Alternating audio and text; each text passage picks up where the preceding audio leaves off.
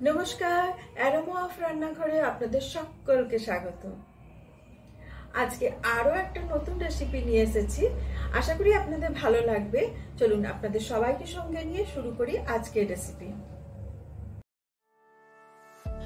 আজ আমি আপনাদের সঙ্গে ছোট ছোট আলু দিয়ে একটা চটপটা আলু রেসিপি শেয়ার করছি। আলুগুলোকে প্রথমে কেটে ভালো করে ধুয়ে প্রেসার কুকারে সেদ্ধ করতে দিয়েছি। দেখুন, আলুগুলোকে না খুব ভালোভাবে সেদ্ধ করে নিয়েছি। যেহেতু ছোট আলু একটু ভালোভাবে সেদ্ধ করবেন, কারণ এটা কিছুক্ষণ থাকার পরে এই আলুটা কিন্তু একটু শক্ত হয়ে যায়, সেই জন্য খুব ভালো করে সেদ্ধ করবেন, তাহলে একদম প্রপার টেক্সচারে থাকবে। এবারে কি করছি দেখুন, কড়াই গরম হয়ে গেছে, আন্দাজ মতো তেল দিচ্ছি। খুব বেশি তেল দেওয়ার দরকার নেই, কেননা আলু অলরেডি সেদ্ধ আছে। এবারে এই তেলের মধ্যে দেবো এই যে সেই ছোট সর্ষে, সেই দেখিয়েছিলাম সেই সর্ষেটা, একটু জিরে। এই সর্ষেটা দিলে না একটা অদ্ভুত সুন্দর স্বাদ হয়। এবারে হিং দিচ্ছি, একটু বেশি পরিমাণে দেবেন হিংটা, দিয়ে এই আলুটা ঢেলে দিচ্ছি। এরপরে কিছু মশলা দেবো, সেই মশলাগুলো আমি এক এক করে দিচ্ছি আর বলছি, দেখতে থাকো। খুব তাড়াতাড়ি হয়ে যায় এবং খুব সুন্দর খেতে হয়। প্রথমে দিচ্ছি 1 চামচ ধনের গুঁড়ো, তারপরে দিচ্ছি অল্প একটু জিরে, আর এই যে 1/2 চামচ মতো রোস্টেড জিরে পাউডার। আঁচটাকে কমিয়ে দিয়েছি, দিয়ে তারপর মশলাগুলো আমি দিচ্ছি। 1/2 চামচ লঙ্কার গুঁড়ো, 1/3 চামচ হলুদ গুঁড়ো, প্রায় 1 চামচ মতো আমচুর পাউডার, আর সামান্য একটু কসুরি মেথি। এটাকে ঘষে দিচ্ছি। আর একটু তিল। এই চামচটা খুব ছোট, তাই 2 চামচ দিলাম, আপনারা 1/2 চামচ দেবেন টিস্পুনের মাপে। ব্যাস, এইবারে এখনো পর্যন্ত এটা একবারও নাড়িনি আমি। এবারে আঁচটাকে একটু বাড়িয়ে দিচ্ছি। দেখুন, এবার আঁচটা বাড়িয়ে দিলাম। এবার সবগুলোকে আস্তে আস্তে মেশাবো।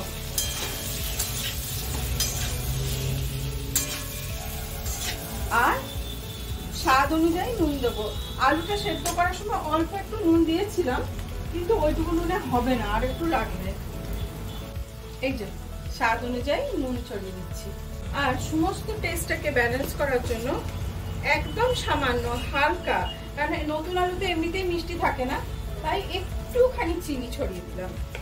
কালারটা দেখেই বুঝতে পারছেন যে এটা কতটা চটপটা হতে যাচ্ছে। দুর্দান্ত খেতে হয়, রুটি পরোটা যে কোনো কিছুর সঙ্গে ভালো লাগবে।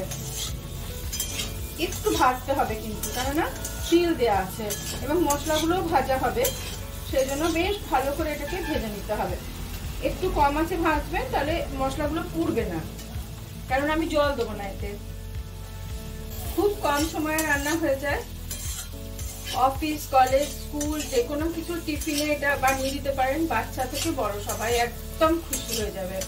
এর সঙ্গে রুটি, পরোটা, লুচি যা কিছু দেবেন সেটাই ভালো লাগবে, এমনকি ফ্রাইড রাইস দিলেও ভালো লাগবে। ব্যাস হয়ে গেছে, এতে আর কিচ্ছু দেবো না। জাস্ট পরিবেশন করার আগে একটু ধনেপাতা ছড়াতে পারেন, দিয়ে পরিবেশন করে দিন। দেখুন কিরকম হয়েছে এই আলুর রেসিপি। এই ছোট ছোট আলুগুলো দিয়ে না এই চটপটা আলুর এই রেসিপিটা সত্যি সত্যি খুব ভালো লাগে। সব সময় তো দম করে ওঠা হয় না, বা সকালের দিকে একটু তাড়াগাদাই থাকে, ভীষণ তাড়া থাকে যখন সবাই স্কুল, কলেজ অথবা অফিসে বেরোয়। তো আমি বেশিরভাগ দিনই আলুটা আগে থেকে সেদ্ধ করে রাখি, আর সকালে উঠে ফাটাফাটি এটা বানিয়ে দিই। খুব ভালো খেতে হয়, রুটি পরোটা যে কোনো কিছুর সঙ্গে খেতে পারবেন। একদিন বানিয়ে আমাকে কমেন্টে জানাবেন। আর তিলটা অবশ্যই দেবেন, তিল দিলে কিন্তু স্বাদ আর টেক্সচার দুটোই পাল্টে যায়। যদি ভালো লাগে এই রেসিপি, তাহলে প্লিজ একটা লাইক, শেয়ার আর সাবস্ক্রাইব করবেন।